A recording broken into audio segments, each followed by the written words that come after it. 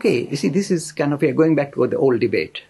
Hinduism comes out in two flavors. It's got two flavors, just like the strawberry and raspberry. It's got two flavors of Hinduism. One flavor is personality-oriented.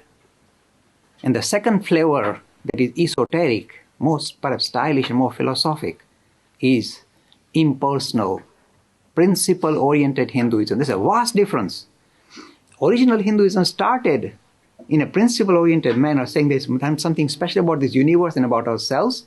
And the word they use were Atman and Brahman in the Upanishads. This is esoteric, principle-oriented Hinduism. No gods coming into the picture. But then these ideas are so esoteric and so subtle, majority of human beings cannot relate to them. They're I'm telling you, if I say you're Atman, your spirit, so what? You can't relate to it. So in order for humanity to relate to the idea of spirit, we conjured up lots of gods and goddesses.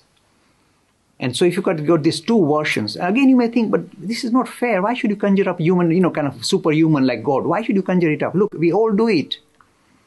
So when you look at ancient Greek history, you'll find that, for example, when they wanted to come to terms with the forces of nature, the wind and the fire and the water and the air and the sun, they immediately started to personify them as gods.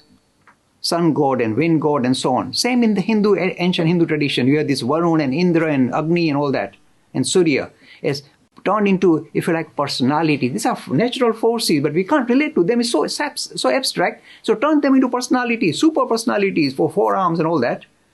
And then you can build relationship. If you can get a handle on the subtle ideas of what is this world all about. So to get a handle on it, we generated this personality-oriented religion.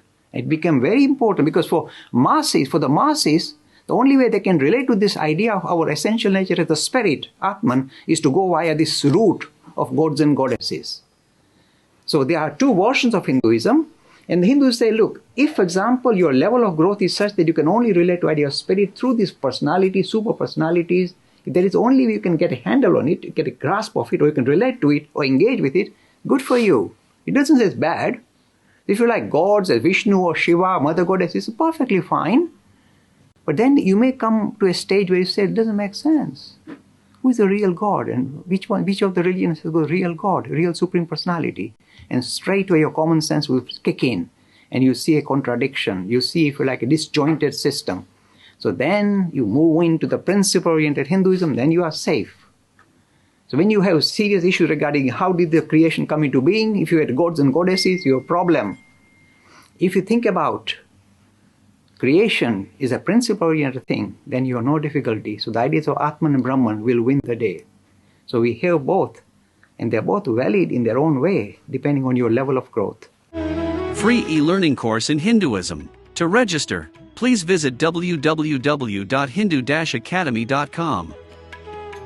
Talks on Hinduism, sponsored by People Care, encouraging caring for the elderly in their own homes. For more information, please visit peoplecare.com.